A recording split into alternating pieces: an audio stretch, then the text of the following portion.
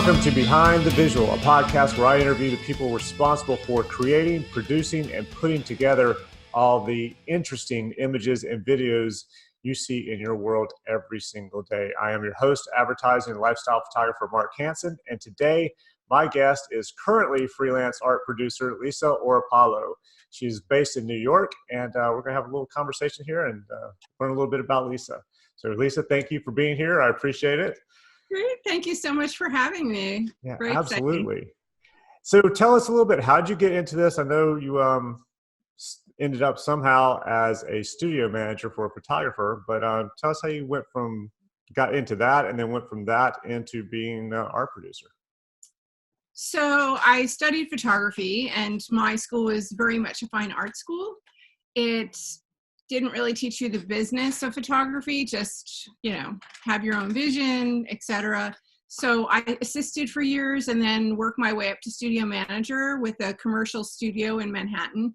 And I did that for about 7 years, but it was so hectic. I mean, I was working, 12, 14-hour days. And I thought, if I keep this up for past 7 years, I was definitely never going to get married and have a family. And I really needed to slow down a bit and try to have a little more normal life. Plus, I found it to be really stressful, actually, to be on set. And sorry, a little morning voice here. The photographer I worked with was really, he was very much a problem solver, and he would really take a concept and research it, and he would light it 50 ways to Sunday before the client would even show up. And then when the client would show up, they would see the Polaroid after you spent 2 days lighting it and getting it to the perfect shot, and they would come in and they would say, can we try this, can we try that? And then after about 12 hours, they would come back and say, oh, can we get this? And it would be the Polaroid that that was there when you first went in. So, I just found it to be a little stressful because, people come down on set and they need to justify why they're on set. So they always feel, especially if they're creative director, they feel like they have to give their input, even if the image is great as it is. So I decided I didn't really like that kind of stress. We were actually talking about that. Yeah, we were actually talking about that exact same thing yesterday when I was on a shoot, and someone from the company came over and made a very minor change to what we were doing. And when they left, I think that was one of those, I have to justify my job on that kind of thing. So yeah, I completely understand how that goes. Well, I think things are different too, because when I started, everything was film. So you never really knew what you were going to get. And, I feel like people didn't have Photoshop, so there wasn't that latitude where you could actually take something that wasn't quite perfect and maybe tweak a little bit in post-production to make it great. So, it was a lot of stress, and I decided that really wasn't for me. I mean, it was sort of taking the joy of photography out of it for me. I had some opportunities. I freelanced for a little bit, and I feel like I was never busier than when I was freelance, because you feel this incredible pressure that every job might be your last, so you have to take them all. And then I had a small stint of scanning film into a Cytex. That's so long ago, right? Yeah. and that was a very small window of my career. And then I was lucky because Barrett Zinderman, who was heading up the department at Young and Rubicam, asked me to come in and freelance to cover somebody's vacation. And then I just ended up there for a year of freelance, and then they brought me on full time. So nice. About 7 years. Yeah. Wow. That's great. And it wasn't a really hard transition, because actually it helped me understand what photographers were up against. And, I think there were a couple things that I were a little bit bumpy in terms of the transition, but I always understood what, the 4:30 or 5 o'clock call at night needing a shoot the next day was like. So I was always trying to help prepare the photographers as much as possible for what they might be walking into. Well, I think that's great that you have that knowledge on our side, the photographer side, because it's a huge thing to know that the person you're working with actually understands what you're going through. And because if you don't, you get a lot of times you get these requests for things you just don't understand. You have no clue what's going on my end, and you can tell it. So it's nice when you work with somebody like you who's had that experience and knows what's going on my end. Yeah, I think it's probably also a bit of my downfall. I think sometimes people in the agency would be like, well, wait a minute, don't you work for the agency? And it's like, yeah, I do, but I also need to be fair. Like, I'm building relationships, it's really give and take. And I also think it's challenging because I think also a lot of photographers are sensitive to the way that they are perceived. And it could just be our generation, right? I mean, it's like everybody's curating their image, so they want to project a certain image. And I feel like it's a disservice if somebody is really curating their image so much that they're saying yes to things that they're not comfortable doing, or they're not being clear communicating, because it sets the tone for everything. And that can be a disaster too, just being like, I don't know, like talking on the phone or creative call and acting like everything is not a problem, and you could handle everything, and then actually being on set and being challenges, you start to see the stress level, increase exponentially. So, it's really definitely better to be honest and forthcoming and ask questions and try to really collaborate with your art producer or your team as much as possible, so that you're all really in sync and you know what to expect on a shoot day. Well, I agree. I think it's also with me, if I let you know ahead of time. I've had art producers, art directors ask me to shoot things that I don't shoot. Like, been asked to shoot food multiple times. And it's just because the art director liked me. And I tell them, I don't shoot food. I don't know how to shoot food. I don't want to shoot food. Here are 4 people who shoot food. And they just stayed on me until I ended up shooting food, or I ended up shooting cat litter in a box, in studio someplace. Like, I don't want to do that. But they kept on me and convinced me that it would be okay. And we did it, and it came out fine. And it was good. They were happy with everything. But at least I felt going into it, that this is not what I do.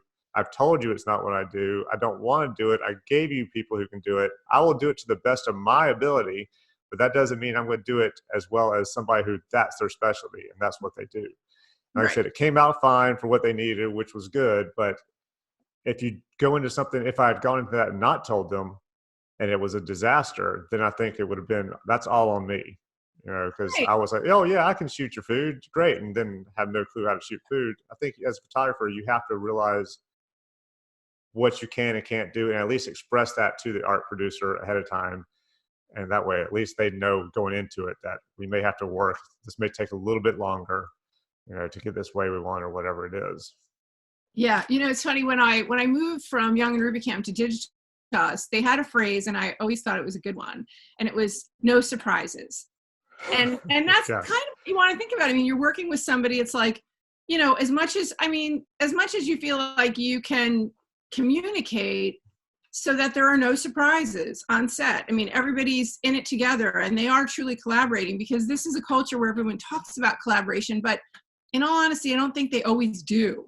They say they are, but then when something goes wrong, because a lot of people don't really know sort of the nuts and bolts of the industry, then somebody inevitably gets thrown under the bus for something somebody else didn't know. So I think it's really good to be upfront and, communicate as much as possible and really make it a true collaboration. And when I work in the studio, the photographer I work with, the art producers, and more so the creative directors and the art directors, loved him because he was such a problem solver. So they would throw all kinds of things his way that were not necessarily his specialty, but because he was such a problem solver, he would start testing and sending tests over, and they loved that about him, that he would just go the extra mile to make sure that the shoot came out really well. But that being said, it was really stressful. I mean, you're taking on something new that might be a little bit outside of your comfort zone. And when I usually do portfolio reviews, I recommend to photographers, really do what you love, because if you get hired for what you love, you know what you're doing. You're comfortable. You know how to handle the stress, because it's going to be less stressful because you've done it before and because you're really enjoying it,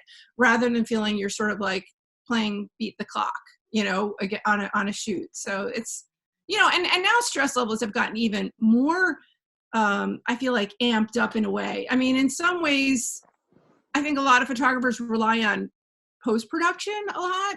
So that's a whole other thing to discuss. But I think that there's some exponential stress that's placed on photographers because because of the blending of motion and still. So, where before, doing three or four shots in a day would have been like a lot for a photographer.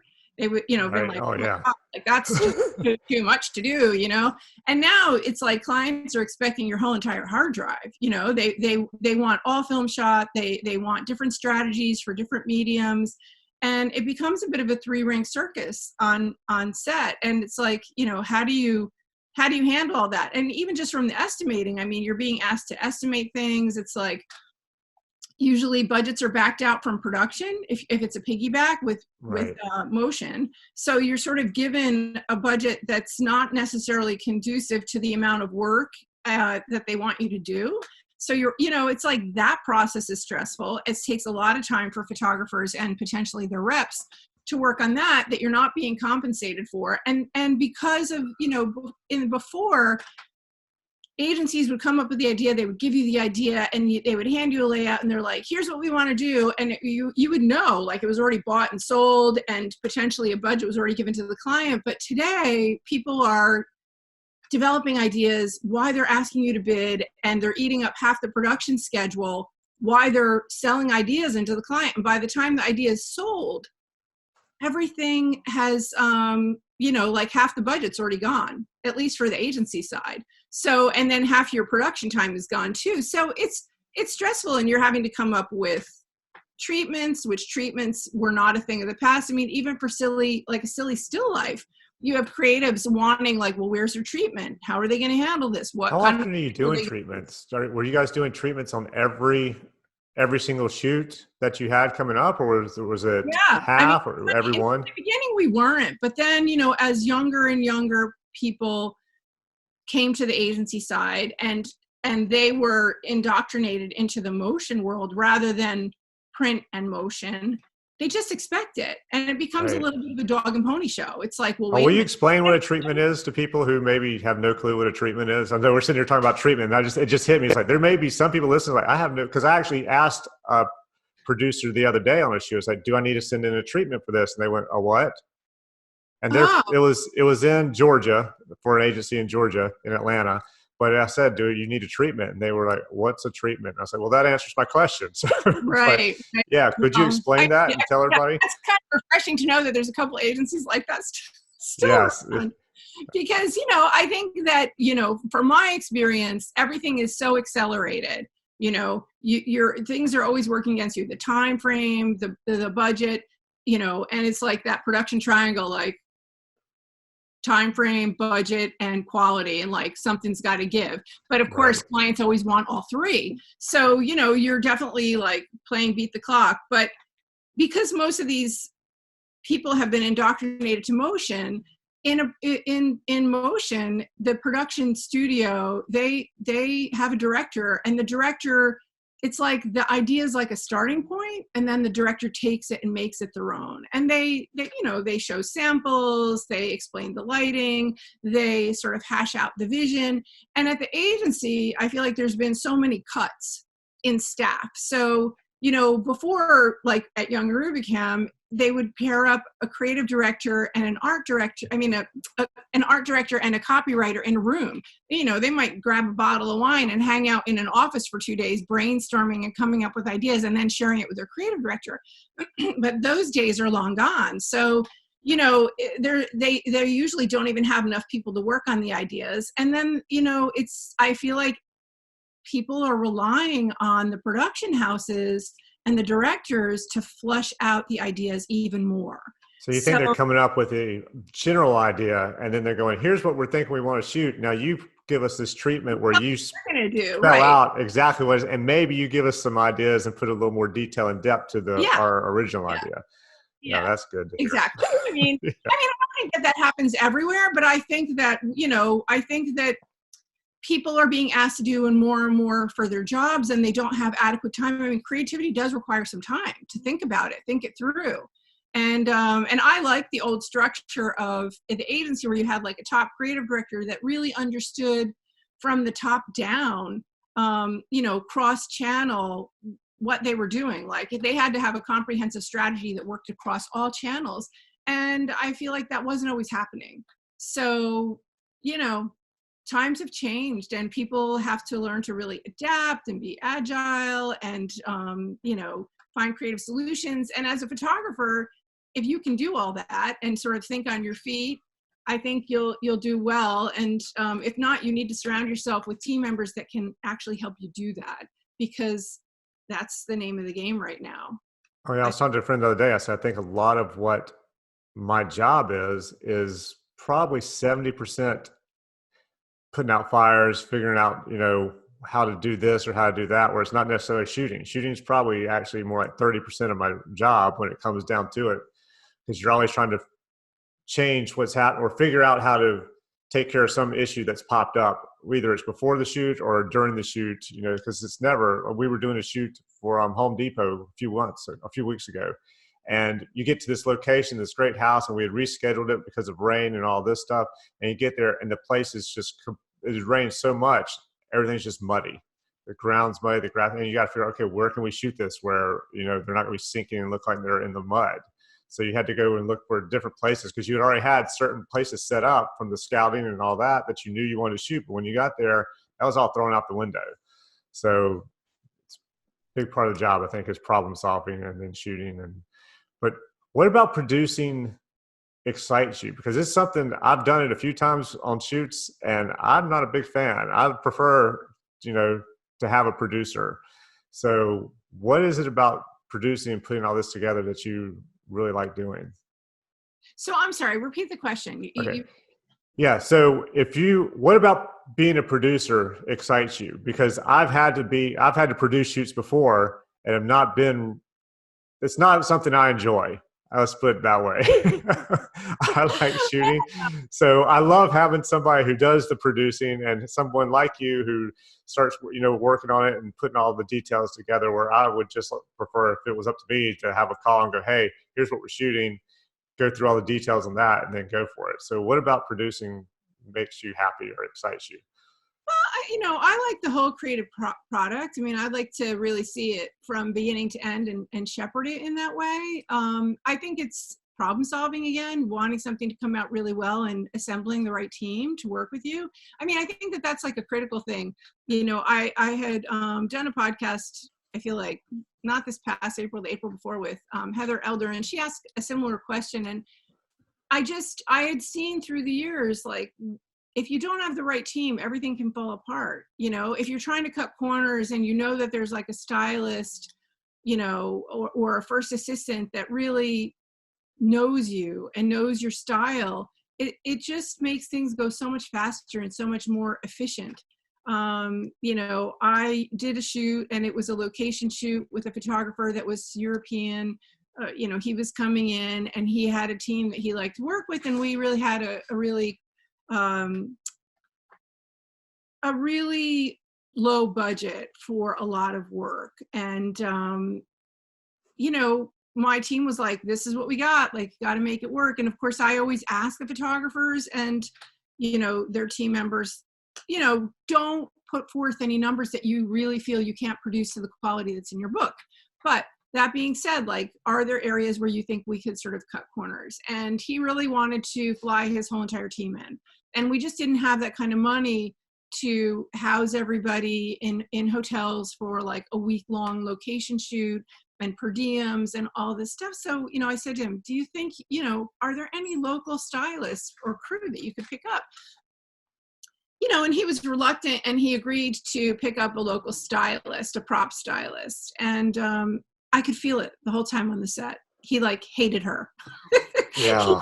He didn't get him, and when you have a tight knit team where the photographer might just shoot a stylist a glance, they know when they can jump in on set, they know when they're not happy with something. And it really slowed the production. And it was like a huge, huge lesson for me. I was like, I will never ask anybody to do that again. Or if I do, I will, ask them at least 20 times over if they're sure they're comfortable doing that. And unfortunately, I think most photographers now are having to pick up local crew. So I think that is a really important thing for a photographer, which is if you're in a new city and you have extra time, see if you can hook up with some stylists and some crew members and assistants to just like meet or interview or get a sense of who they are, so that if you do have to pick up local crew, you start to get an idea of who you might be willing to work with, or who you could work with, and get recommendations from people, because budgets keep on getting slashed. So it's a luxury to be able to take your whole crew with you and put them up, and most clients aren't really paying for that anymore. So, but that's like, to me, that was a huge wake-up call. I was like, I will never do that again. And a lot of times you have marketing team members who are just hammering you on the budget.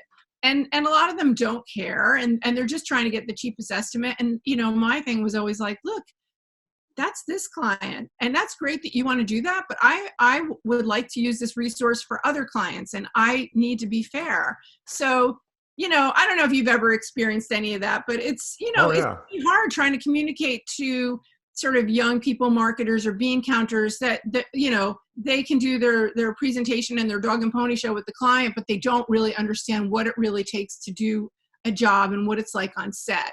And it seems like I spent so many years at Digitas explaining to a lot of marketing team members what it was going to be like on set, even if I wasn't working with them, because I managed a bunch of producers. And I would try to say to them, like, you need to be careful of this. And it was always like risk assessing, which a lot of young people don't do so much risk assessing. They always think everything is just going to turn out perfect. And they're never prepared when something goes wrong. And when it goes wrong, they're like, it just totally rocks their world. And I'm like, every production shit happens. It's like, it's just going to happen. Best laid plans, you could do everything right, and something is going to go wrong, and you have to be able to like adapt and deal with it. So I don't know, it's. Do you have one that just comes to mind, like that was just almost a disaster, and the team, they weren't prepared for it? And I had a piggyback job I did for a client that was, into appliances, let's just say. And so, it was a piggyback job, and the producer backed out a budget that he felt would be appropriate. I had estimated the job with several photographers, one that I didn't really know very well, and the budget came in much higher than they expected. And this photographer wanted to break in two new markets, because she was really known more for fashion. So they were willing to come down on the budget and work with us. But like, as I said, the whole project was very last minute. They really hadn't thought a lot of things through, and they were shooting in LA, and they were asking to basically retrofit a whole entire studio with a kitchen with 3 weeks notice. And, they're very specific appliances. So it was, it was really challenging trying to find a space that we could do that with. And then they were asking, can we just shoot on the set? Because they had already built a giant set for motion. And that was a disaster in itself, even trying to think of that, because it's all union, and most photographers aren't union. And if you're, and they want to charge you like crazy union rates for their whole entire crew to be there, plus the photographer is going to want their crew. So that was never going to work. So at the last minute, we had to try to find a studio that could be completely retrofitted for this shoot. And I have to say, the photographer's team was amazing. They, it was very stressful, and they did everything with a smile, and I couldn't speak highly enough for them. I just kept on feeling so bad the whole time, how much work they had to do, and for almost no money to make this happen. But I felt like my team did not really understand, because, and like, it's a good point actually to bring up, because again, it's that transition from motion into still.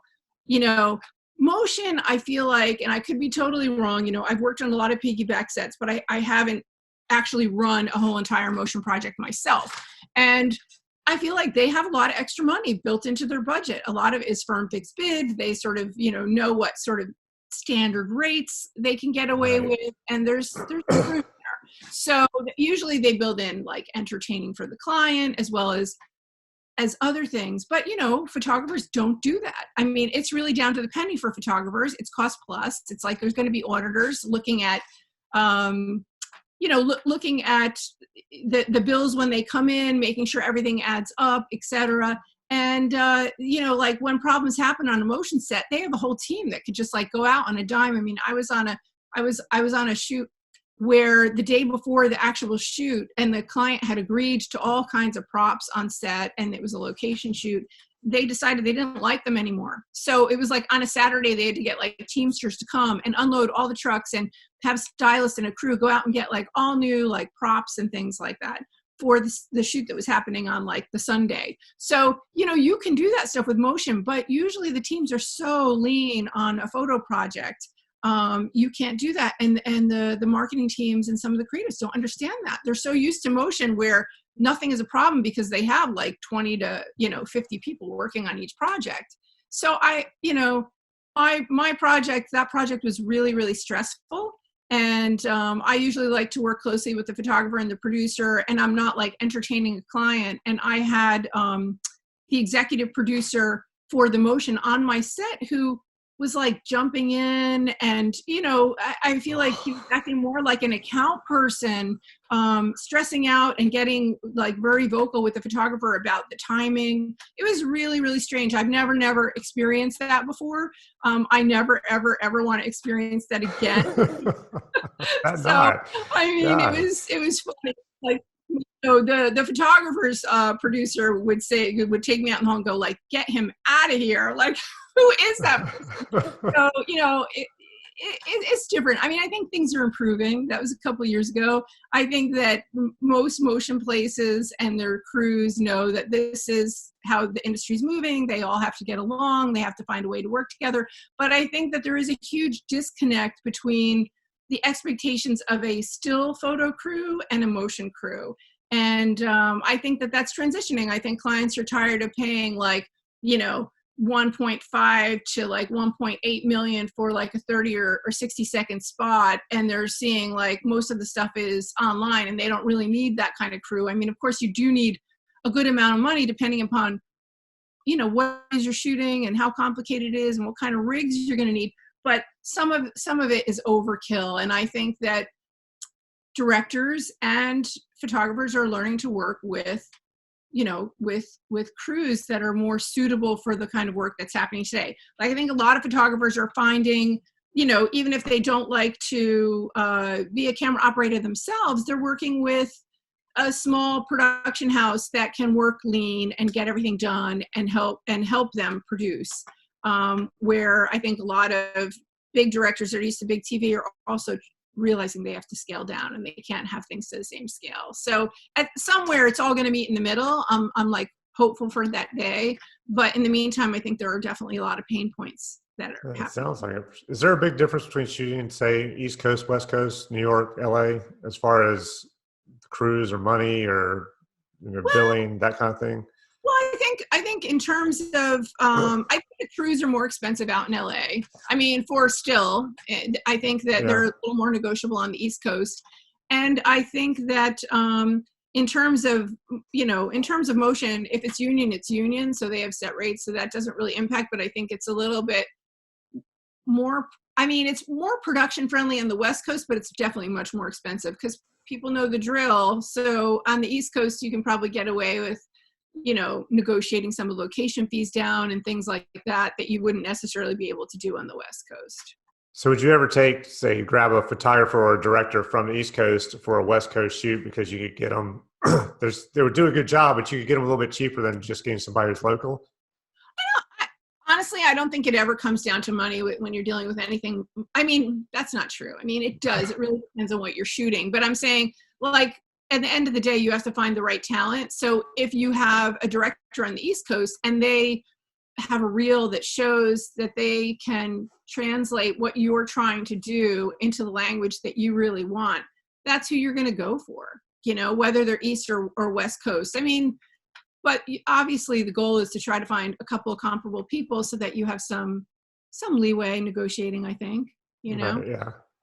So when you find people and say you present your 3 directors, your 3 photographers, whoever, do you give suggestions to the art team, the marketing team, as to who you think would be good for this job, or you just let them kind of look at it and figure it out on their own? And if you do give suggestions, do they pay attention to your suggestions?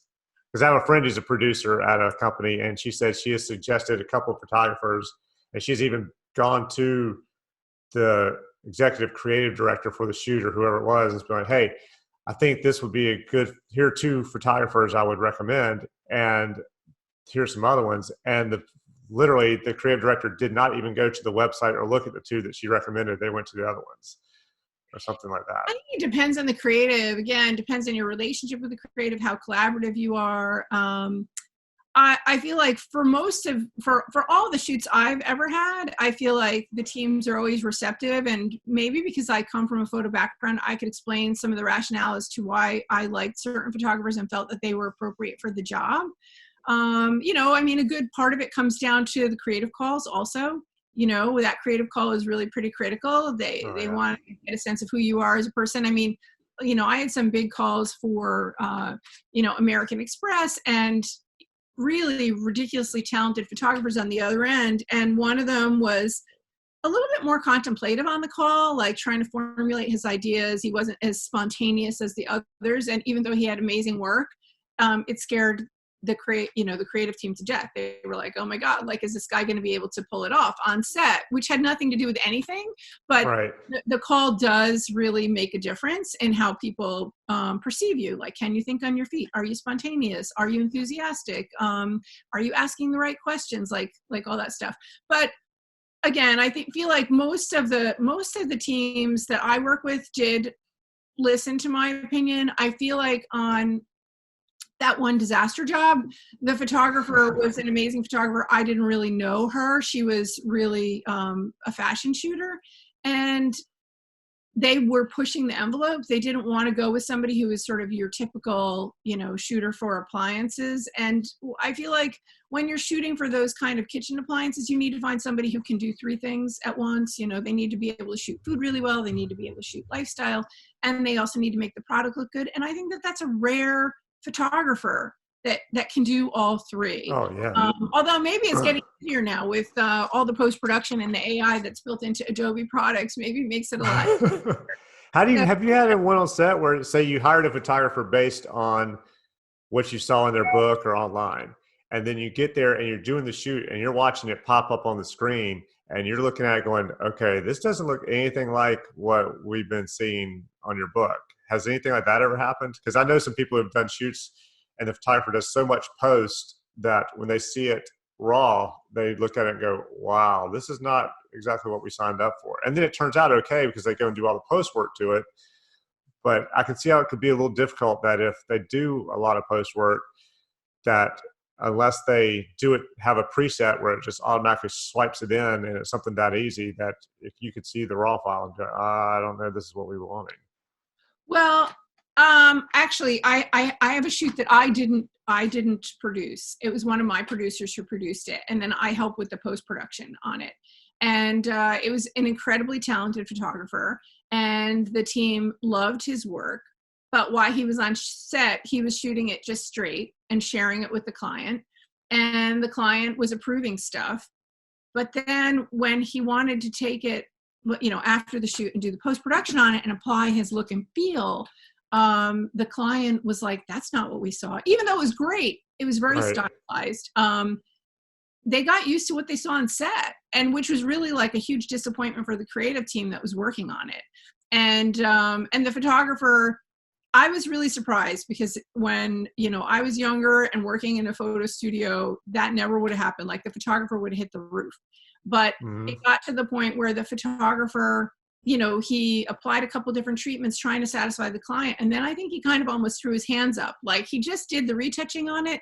And then because the young creatives that are coming out of school are so fluent and fluid in Adobe, the creative that, the art director who worked on that particular project tweaked it for the client. Right. That's like unheard of. That's like, I've been getting a lot of that lately, though. I've been getting a lot of where. But yeah, that's. I was like, oh my God, like, when do we go in there and like start messing with the photographer's files? Like, I was really surprised, but I think the photographer felt like there's really, at this point, I've, given a couple of treatments. It was hugely intensive, the work that he was doing, and it was in a very, very short amount of time, and they were crazy large files. I feel like at least 150 megs a piece just to open them up, let alone, do the work. So so I think the lesson there is you really need to communicate. I mean, I did a big shoot with Andy Glass years ago for American Express, and it was really the first time I had actually done some CGI work, and he was pretty technically savvy. I mean, he worked with Taylor James and Saddington and Baines, and so he really understood CGI capture. And when we got on set with him, it was a very stressful piggyback shoot, and he sort of decided that we needed to go off on our own because he was never going to get what he needed working side by side with the film crew. So, and he is very articulate and a great communicator, so everybody agreed to it, which was amazing. And our producer, she was very flexible and she was very solutions oriented. So that all worked great. But like, he would be in the middle of our shot taking images, and he literally, like in the beach in Tulum, would bring a small desk and have his whole computer workstation set up. He would be shooting this stuff, and like in minutes he would start composing to give the client an idea of what it was going to look in post, like right then and there.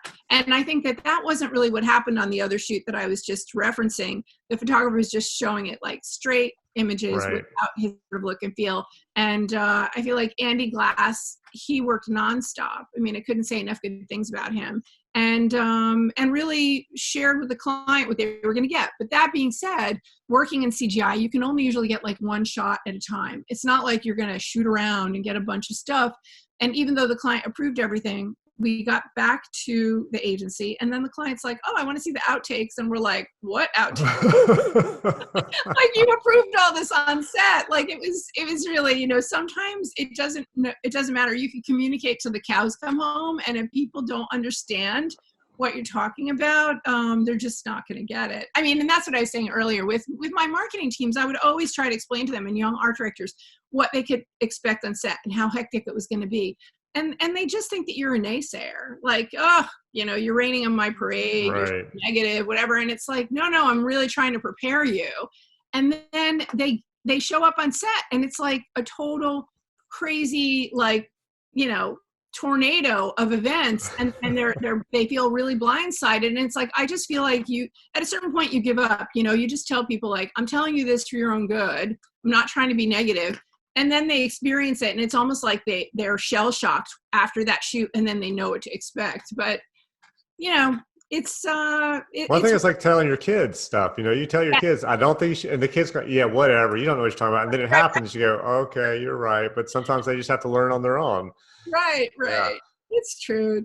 But, I mean, there's tons of work out there. I met a rep I went to a portfolio review just last week, and I met with a rep there who has a lot of really good talent.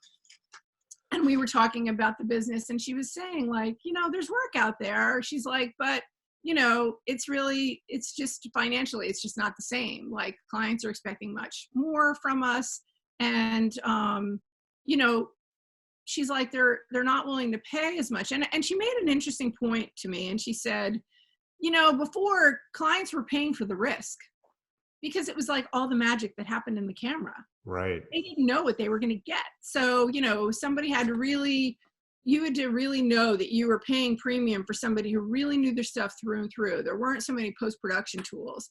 But now they're sitting on set, and they kind of know what they're going to get right away. So I thought that was an interesting point. That's a good point. I hadn't thought about that before. I never really looked at it that way before. But I guess, it is a way to look at it. Like, there's less risk in some ways now. Yeah, because before you had no clue. They didn't know what they were getting. They had to rely on you and to produce what they wanted. Usually you shot that Polaroid, and that was the best shot of the day, and you were spending the whole rest of the day trying to recreate that Polaroid. Exactly. Yeah. I mean, you look at it. I remember working at a studio, and the photographer had some friends who were musicians, and they needed to make some money. Like, they just weren't making money as musicians, so they were like, "Hey, show us how to load those film backs."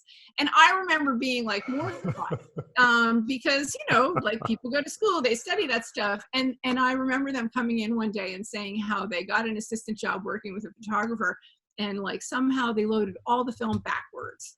and they brought it to the Oh, lab, and it all came back like orange and yellow. And I was like, oh my God, like it's just so funny. And like, what do they care? They were just musicians. Like that photographer probably never got a job from that yeah, agency. that's for sure.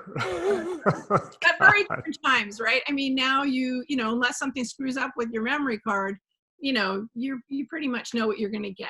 And you can tell if you're like, I remember when I first started shooting when I was a teenager, I was shooting a medium format. And it was one where you had to load the camera and wind it, but then you had to wind it on the body itself. It's not just the back as well. right. And if you forgot to do that, The forgot to camera do would, one of them, you could shoot, but you weren't shooting anything. And I remember doing that one time and just shooting and then finding out later, like nothing changed. Luckily, it was just a shoot for myself, but it was a great learning lesson because I learned, hey, don't forget to do, I never forgot ever again after that point. But yeah, it was right. now, if you're not getting it or not. It pops up there and you either have it or you don't. Yeah. It's interesting times. So have you gotten any promos? Is there any like promo email, phone call that you've gotten before that just sticks in your head? I was talking to a friend of mine. Actually, he was the very first podcast I did, and he was talking about his people call him Nemo because his last name's Neiman.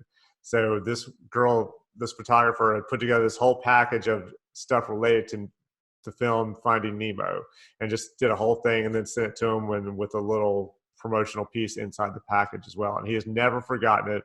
Worked with her for a while. He talks about it all the time. So I didn't know if it's something you've ever gotten anything like that or heard anything like that.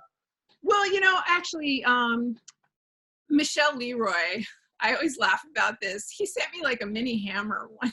Mini hammer? Mini hammer. Yeah, it was like he had a promo, and then in a box, it was like this mini hammer with, I'm pretty sure it had an orange handle. And I was like, why is he sending this to me? But I've never forgotten it. Like it always makes Michelle stick in my mind. I mean, I worked with Michelle, and just speaking about Michelle, he's such a fun guy, and he did an amazing job for me, and a job that I was really like sweating it out. Motion producer came to me and they were like, we don't have the budget to do this like the way that he would normally do it. It was like, find me a photographer who could shoot motion and film.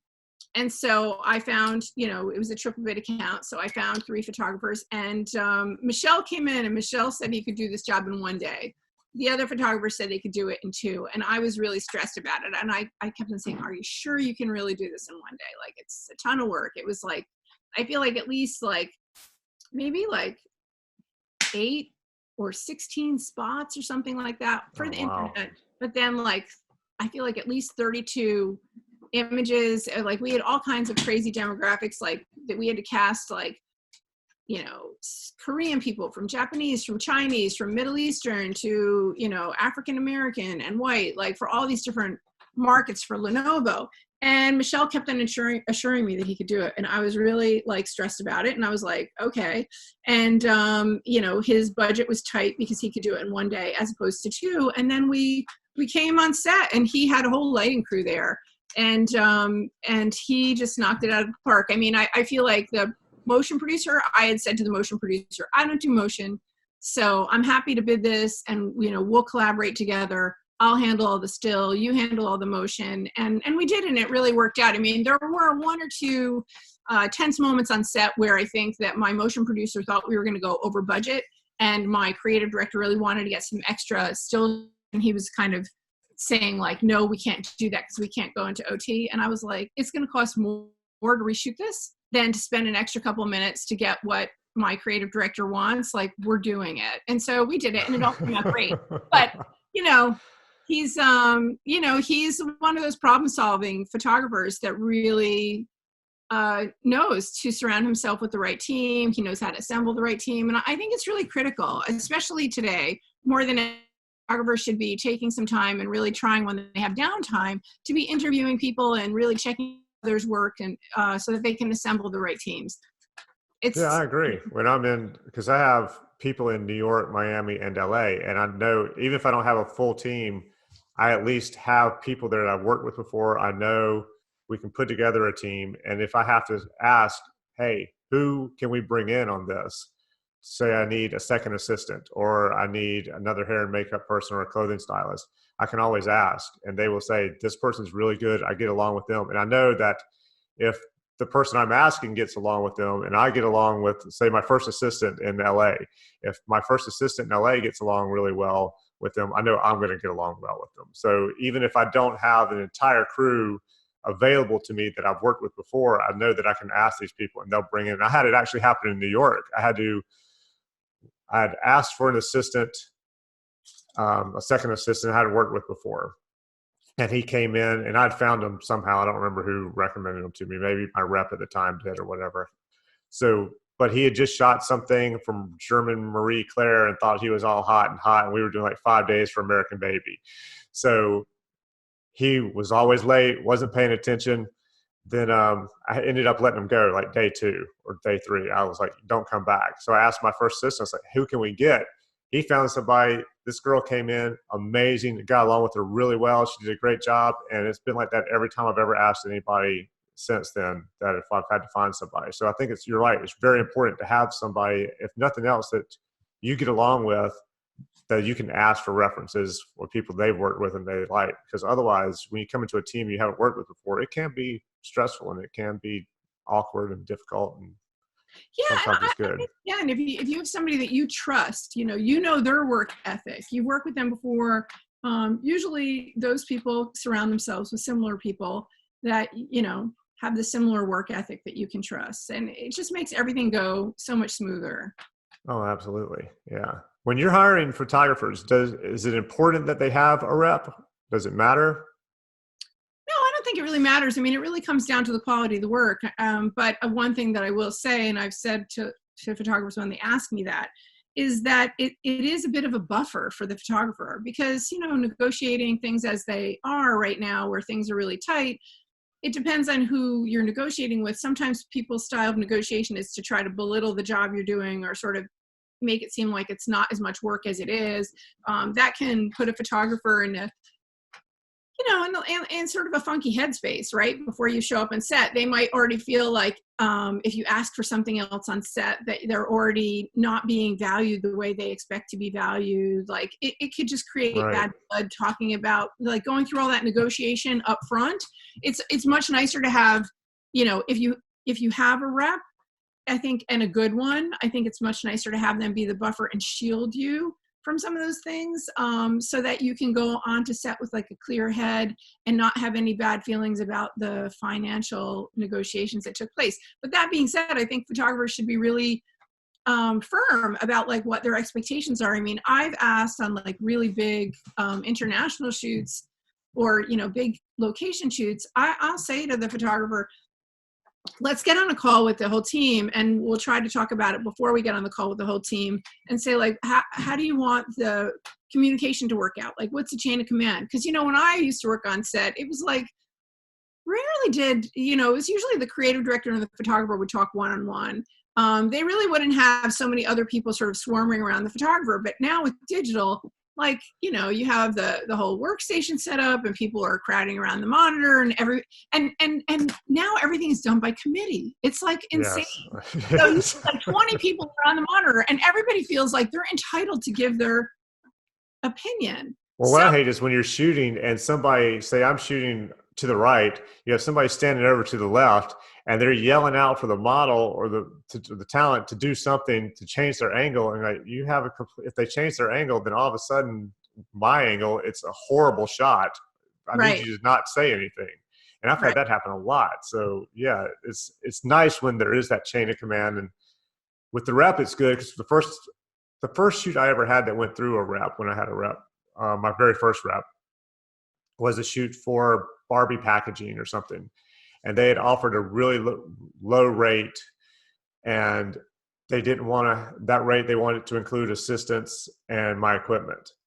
And my rep called and told me about it after she had negotiated it. And she said, here's what they wanted. And I heard the rate and I went, oh. And in my head, I was thinking, well, I want to shoot it. I want the money. I guess I'll do it. And knowing I was going to make half of what I should have. She said, I told them no. And then I negotiated your equipment and your assistants on top of that, and they went for it. So I think having a rep, like you said, is nice, because you have that buffer. You have somebody who's getting 20-25% of what you make, but at the same time, for them to lose that on some of these jobs, it's kind of like, so what? So they don't are willing to push it. Whereas the photographer, you may be thinking, I could use that cash right about now. So I'm going to just go ahead and take it, even though I'm not going to be happy about doing it, which I learned years ago. I don't do that anymore. If I'm not going to be happy shooting it, I'm not going to take it for that rate. I'll say, this is the rate, this is the lowest I'll come down to, and I'll shoot it for this. And I know that's a rate that I can go in and still feel happy about what I'm getting paid, what I'm shooting, and still be okay. Because I've done it before where I was getting paid less than I thought I should be getting paid. And I was just unhappy the whole entire time and just wanted to shoot it and get it over with and get out. And after that, I was like, I'm not doing that anymore. So that rep is nice to have. Yeah. And I think, again, I think you also need to have a little flexibility in your budget. I mean, things go wrong. They do. And you're that bare bones, you know, it's like when something goes wrong, you have no room to move. And inevitably, you know, clients are piling on so much more than they used to. You're going to go into OT, and then you're going to have OT on your crew. So it's really a hard balance, you know, and just to be as like thorough with that stuff as possible in your estimate, calling it out in any, you know, creative calls or kickoff calls, like just kind of letting people know, like, hey, we're going to bend over backwards, you know, whatever it is, just to get them primed. So it's not anything new. Like, again, it's sort of like that no surprise thing. Everybody's sort of aligned and on the same page really makes a big difference. Yeah. But a rep is totally worth it. You know, I mean, I think that, but I think it's critical to have a rep that really cares about your work, is really nurturing, and really wants to understand it. Because I've also had reps come up to the agency and share books, and then, you know, you have questions and they're like, yeah, I don't really know that. And I'm like, kind of, shouldn't you know that? Like, because I always try to pick people's brains about their book just to know, like, well, you know, I can see when something's really hard to pull off, or, you know, or something's very specialized. And in order for me to talk to creatives about it and recommend it, I want to understand it and be able to articulate it. So it's always disappointing to me if I get a rep that doesn't really know any of that stuff. So I think, you know, pick a rep that you really, you know, you have a real rapport with, and somebody who's really passionate and interested in your work and curious, for sure. Well, I agree. Yeah, because I've definitely had some of those that you're talking about. I've had it where you meet them one time, 2 or 3 times, whatever, you give them your book, portfolio. I think I'd gotten a job of my own, but I gave my rep a cut anyway. And then about 6, 7, 8 months later, nothing had come through. I think I had another rep lined up. I said, you know, I need to get back my book, my promos. Every single promo I'd ever given this rep came back to me.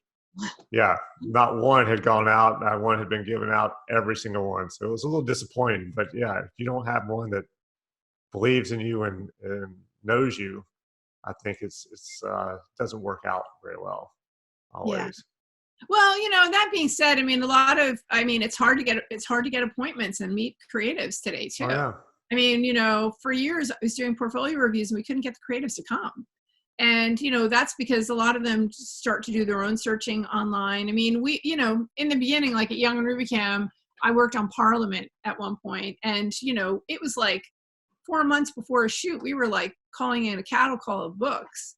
And, you know, you'd have like anywhere between like 25 and 40 books up at the agency, and you would be setting them all out for creative team to come down and like dig through and find the 3 to 5 that they wanted to present to a client. But that started shifting, like, you know, early in, you know, I'd say like probably like around, you know, 2002, 3, you know, we just started sending links. You know, we would compile a list of like, here's who we think is right for the job, here's why, this is what they specialize in, and we would send links off to the team and have the link pre-screened, and then they would tell us who they might want to come in. So that being said, I think it's important for photographers to also either have a way that creatives or art producers can specifically download and almost put together a custom PDF on a site. I think that that's super helpful. I mean, I had instances where, you know, photographers might have really risque, questionable stuff in their book. And, you know, the time that we were actually bringing books to clients, and the teams would say like, oh my God, like we can't show that. Like the client will freak out. Like, you know, I mean, it might've been like, you know, nudes, or, you know, it could have been politically, politically sensitive work, whatever the story was. So I think it's important for photographers to allow agencies to custom make their own PDFs to potentially sell, or, you know, that you have somebody who's back in your studio or yourself has the time to do that. I mean, that goes along with the treatments. And a lot of times people are just sharing treatments, but when clients want to see more, sometimes they want to share those links. And I think making sure they have the right website is crucial too, because I had a client call me. There's another Mark Hansen who's a photographer out in San Francisco, and my website's markhansenphoto.com. His is markhansenphotography.com. And I'd asked him years ago, I was like, dude, I'll give you $1,000 to give me the Mark Hansen photography. He's like, oh, I can't do it. But it's a lot of personal stuff on there. And so there are these weird black and whites. He does these self-portraits that look like Marilyn Manson meets Nine Inch Nails kind of stuff. And my client called me and she goes, and I just got a new rep at the time. And she goes, what the hell has your rep made you do? I'm like, what are you talking about? Your website, it's so freaky now. I was like, that's not me. that's a total other photographer.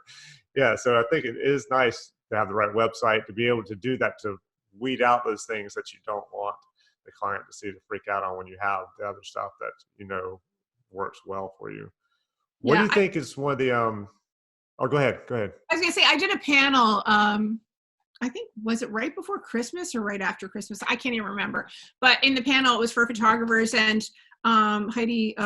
Say that again. It was for who? It was a panel for photographers. I think it was like ASMP, and it was asking a lot of questions about, you know, what do you like on a website, or do you think the about page is necessary? And I was like, I absolutely think the about page is necessary. You know, a little bit of a little blurb about like who you are, what makes you tick, and you know, links to maybe your social media if you want to share that, like if you have your own Instagram stream and things like that. But definitely to say exactly where you're based. A lot of times people try to be vague because they want to be able to get work all over the place. But sometimes that's a problem, because if you have your team and they're still brainstorming, and you know, they know that the client hasn't 100% sold off on something, they don't want to bring a photographer from Europe that they might have to shift all their plans and then, you know, pay cancellation fees, or, you know, I don't know, like adjustment fees. So it's good to know where people are based and where you can work as a local. Like if you can work at a local at a couple different places, list it, you know, I'm primarily based here, but work as a local in these markets. Or, you know, I can work anywhere, but, you know, I can work as a local in these markets. Do you think that affects their thinking on that? Let's say I'm based in Charlotte, also work in New York, Miami, and LA, all as a local, have local crews. You know, I can work on all those. I don't charge anything to fly there or stay or whatever. But do you think, even friends I've had in New York, when I had a friend who was creative director at Meredith Publications, and she did a lot there, I think that the fact that I was in Charlotte prevented them from booking me on some shoots unless they unless they knew they were going to be able to pay me a certain amount of money, because they didn't want me to have to fly in from Charlotte to do this shoot for, say, like 2 things for the magazine that weren't going to pay a whole lot, instead of just doing, you know, like a bigger spread that was going to pay more. So do you think that gets into people's heads where they're like, okay, well, they say they work here as a local, or they work in LA as a local, or New York as a local, but they're really based in Charlotte, or they're based in Kansas, or wherever they're based? Do you think that affects the choice, the selection? I think it could. I mean, I think it really depends. It depends on how tricky the job is. I mean, if you're willing to eat the cost, why should they care?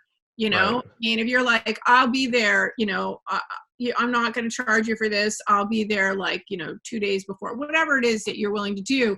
I think it depends on how much like one-on-one contact they want to have. Sometimes agencies want the photographers to come up. They want to share things with them, show them, especially if it's something that they don't feel is maybe like a fully baked concept and they want to push it further. So if you're not local and, you know, they might want you there during the production process, then I think it's a bit of a deterrent.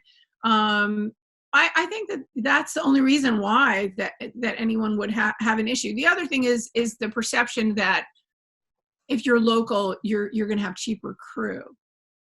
You know, right. So like, you know, if they think you're bringing a whole crew with you from Charlotte or wherever, then it becomes this thing that they're concerned about. I just think it's just that I think it's like a risk assessment that if they think something could go wrong, then what will happen? Like, will you be able to get a flight? Will the production schedule change? And I think that makes people a little bit wary, but the timelines, what they are today, it could have an effect, but I'd say more for Europe, not for the US.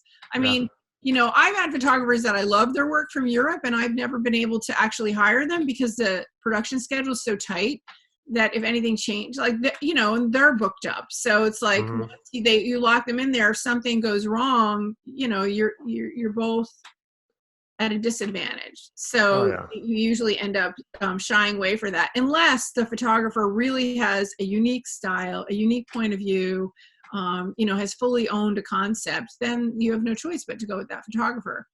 But Right. that being said, I met with a photographer team that's like super, super talented.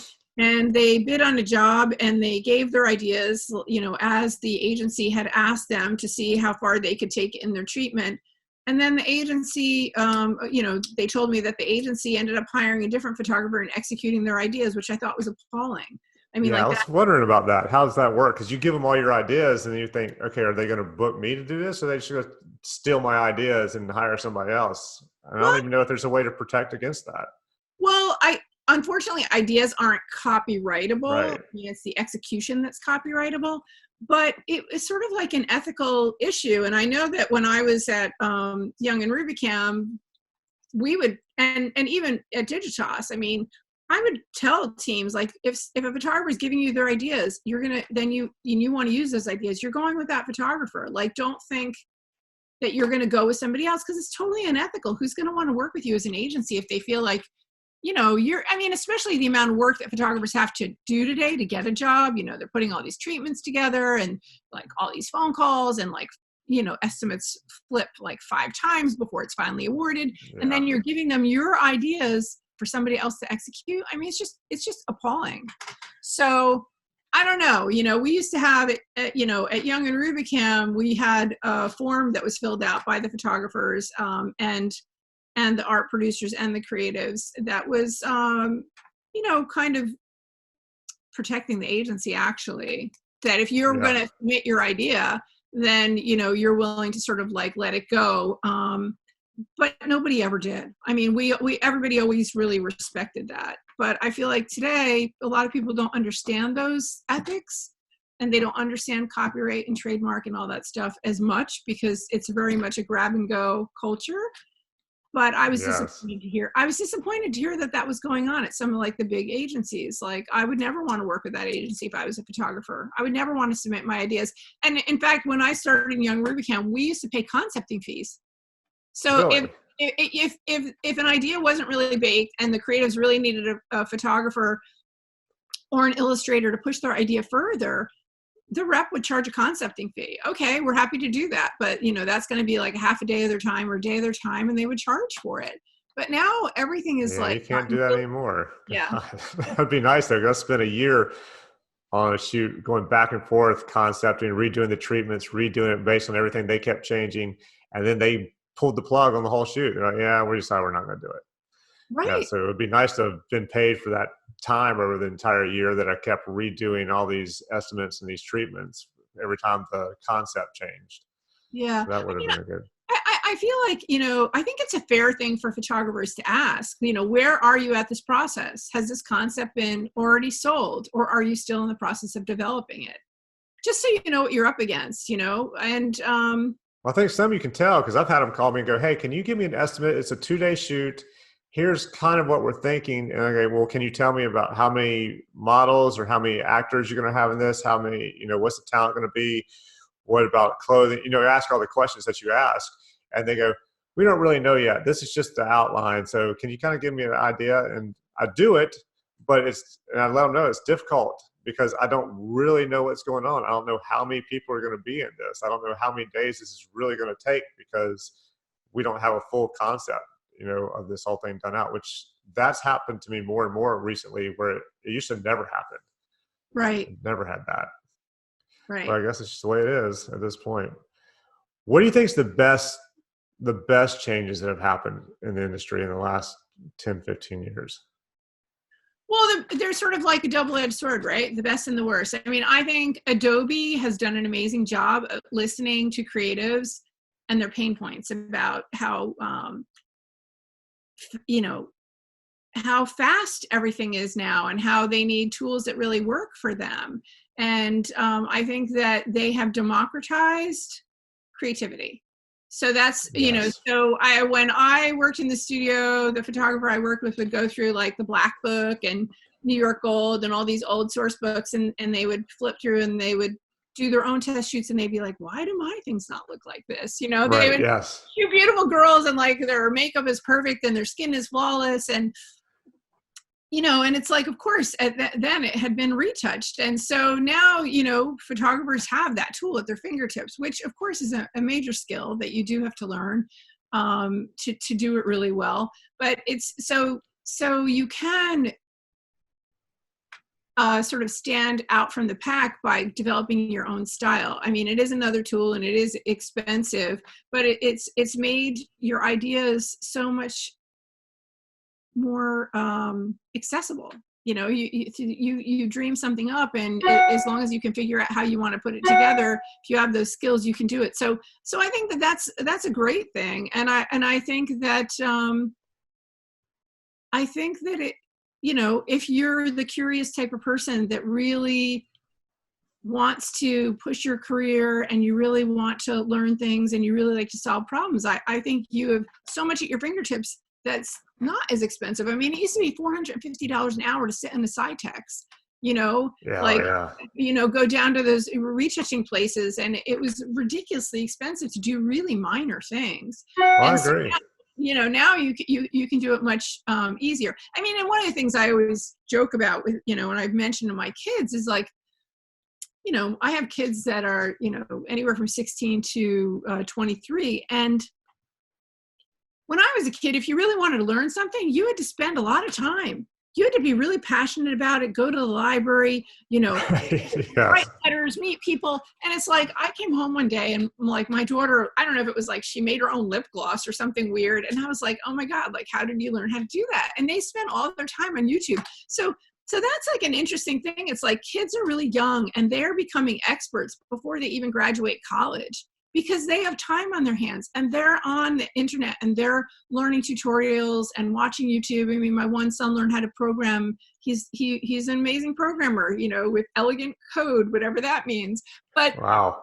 you know, taught himself. I mean, look at, there's all these MOOCs online. So there's a lot of great things for anybody out there who really wants to push themselves. And I think that's great, because when I studied photography, it was so expensive, you know, and I would try to pull together a shoot and run up my credit card, going to pull wardrobe and get models from Elite and Wilhelmina, and then, you know, work in the studio, and everybody wanted to print. And it was like all that financial stuff was on me. Now Oh yeah. photographers can go out and they can test, and they'll just say to somebody like, bring a jump drive. You know what I mean? And it's like, it's, so if you really care about your craft and you really want to do well, it's so much easier now than it was. But that's also, I think, commoditized the marketplace, which has sort of devalued it in a way. No, You I know, agree.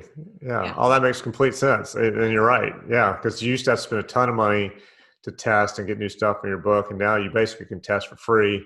right. You know, hardly spend anything. But yeah, you're right. The rates have dropped. So it's not as, I think the mystery is gone. You don't have to be as specialized. You don't have to really have the knowledge to shoot anymore, because you can tell now if you screwed up or not. Exactly. You don't have to shoot and hope you got it right in the camera and then get the film back and realize, hey, thank God when I used to shoot film, I would shoot, and about half the time I wouldn't go to dinner with the crew. I would just go Right. straight to the lab, drop the film off, and then just go eat And something wait. real quick, wait for the film to come back, and then go, oh, thank God, everything's great. You know, it all looks good. So, Well, I don't know. I mean, I remember like one of the labs, like, you know, they have their own problems, and like if they didn't like change the chemistry the way they were supposed to, even if you oh, did everything you were supposed to do in a great job, your film could come back and be like kind of messed up from like sludge in the, you know, in the development tank. So I had it's to go to Alaska twice because of that. So I went and shot in Alaska, came back, dropped my film off the lab. They ruined half the film. For the machine just broke down or whatever and destroyed half my film. So thank God, they at least gave me enough money to cover going back up there and putting it all together and shooting. It was a small shoot, so it wasn't a ton of money, but they at least paid for that for me to go back and do it. But yeah, so now at least you can see it all on the computer and make sure you back it up and you're all good. You don't have to worry about the lab, somebody else screwing it up. Yes. Right. So tell me, last thing. Oh, go ahead.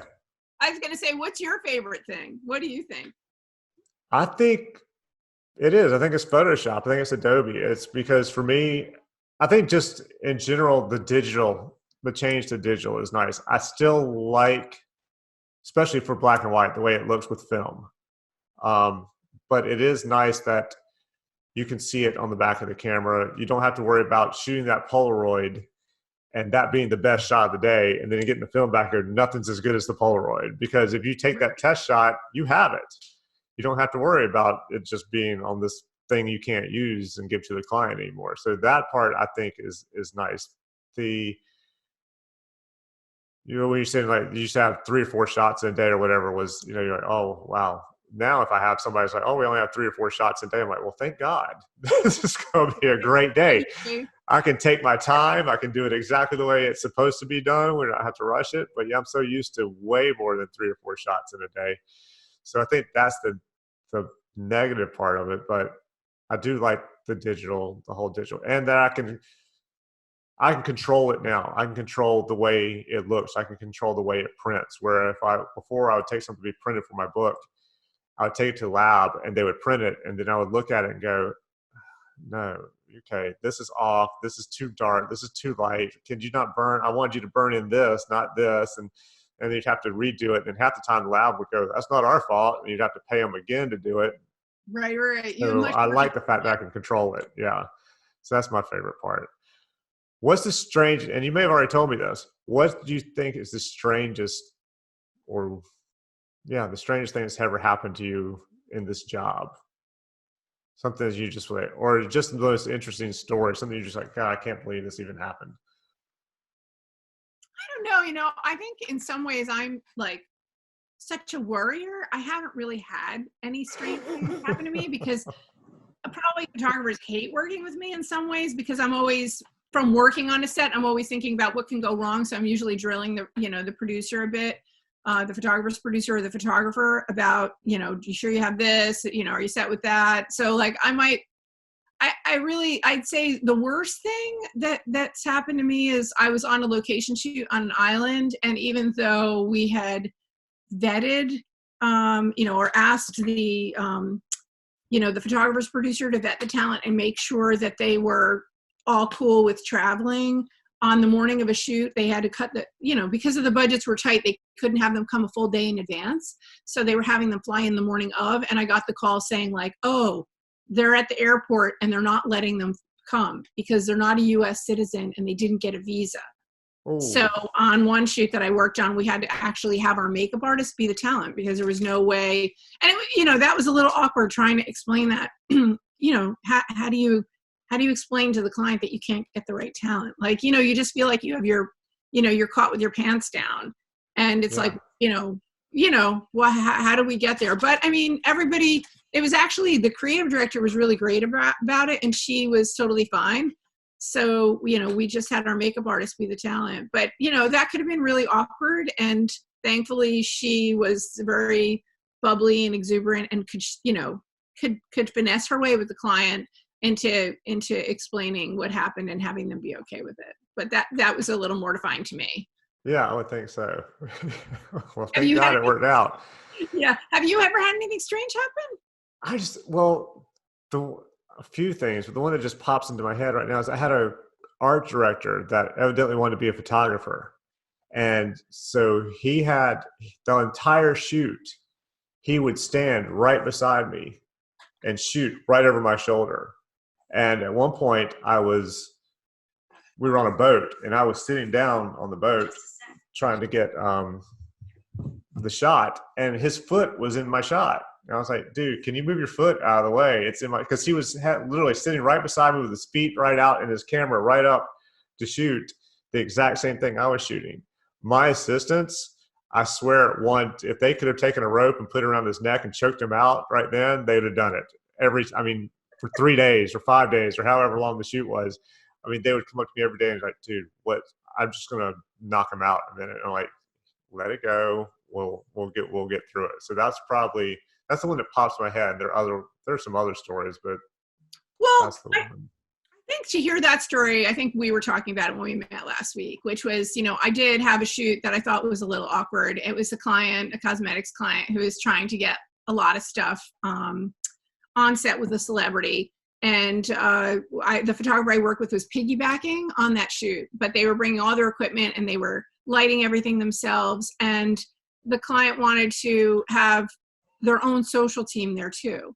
So they asked us if their social photographer could use that photographer's lights. And it was really awkward because the photographer was getting his shots, which were really beautiful. But then they would break and they would let the social photographer shoot. And some of the social photographer's shots, the client liked better. And they, I had like other agencies asking me, hey, can I have this shot? And, and I'm like, that's not the photographer that we worked with. That's not their shot. Like, that's your social photographer's shot. And it was very awkward. And I thought, as a photographer, I would be really upset. Like, he brought all his equipment, he did all the lighting, it's his lighting, and the social photographer's using that lighting, and then they're kind of getting more credit in a way. It was a little awkward. So, I mean, I think it's important for photographers to have boundaries about that kind of thing, it just didn't seem right to me. No, I agree. I think what do you do? Because clients want everything, right? It's like, oh yeah, you can't do anything. You got player, and it's a bit of a 3-ring circus with like TV, motion crews, and they had people coming in to interview because it was celebrity, and it's like you don't want to seem like you're being difficult, so you're like, okay, but then afterwards, it's odd. I mean, how as a photographer do you even know if that's your shot or not? Because it's using all the same lighting. It's just subtle, different expressions that one got over the other. Right.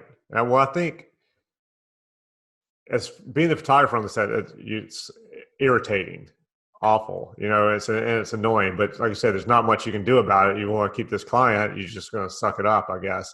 But as far as the social media photographer, what's going to happen when somebody says, I love these images, come shoot this here, and they don't have the equipment or the knowledge of how to light it. So they're going, okay, I can go do that. Then they're going to show up, and then they're going to get exposed for not having the knowledge that they're supposed to have to shoot that kind of thing. So I think there's an issue too. It's kind of like, well, you can use my lights, but what's going to happen when somebody wants this later? You're not going to be able to do this. I had a friend who was a rep, and he had a photographer who was doing a lot for Kohl's. It was more their high-end stuff, their books, because this guy did all like Neiman Marcus kind of stuff, and fashion stuff and beauty stuff. Well, Kohl's had him come in. They really liked him, but he was not cheap. He was very expensive. And so Kohl's called the rep and said, hey, would you mind if your photographer came back here and taught our photographers, our staff photographers, how to light everything? He was like, absolutely not. He said, that will never happen. Right. He said, because if I do that, then he'll never be there again. And we're basically teaching all these guys so we can lose money. He said, it's just not going to happen. But it amazed me that they would call and ask that question. But I guess people are just asking, maybe they figured, what can it hurt? The worst that's going to happen is he says no, and we keep paying him. I guess, and maybe we'll look up and he'll just go, okay. Well, I think it's like that's when collaboration goes a little too far. Yes, I agree. Expertise, and so I think that again, it sort of comes down to communication, and in a nice way, really thinking about how you can articulate what your needs are and protect yourself at the same time. I mean, because I feel like photographers shouldn't have to just suck it up and accept anything. I mean, I think that's sad, and we talked about it a little bit. It's like, my old boss from years ago would say to me, bring me an estimate. And I want to know that when you bring me that estimate, that I can't go back to that photographer and get them to give it to me any cheaper type of thing. And so, when I would estimate photographers, I would say to them, like, look, is this the best you can do?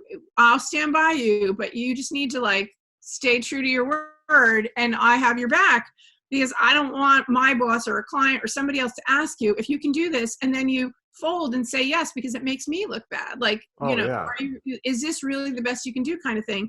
And I've had photographers say that, or say they can only do so much on set, And then, of course, the creative director or client comes and asks them, and then they fold. And in the meantime, I've been trying to defend them, like back at the agency, and say, well, this is, they can't guarantee this. This is what they said they can do, or, this is not really included in our contract. And then, when they're faced with a client or somebody coming to them directly and asking them, they feel pressure to agree.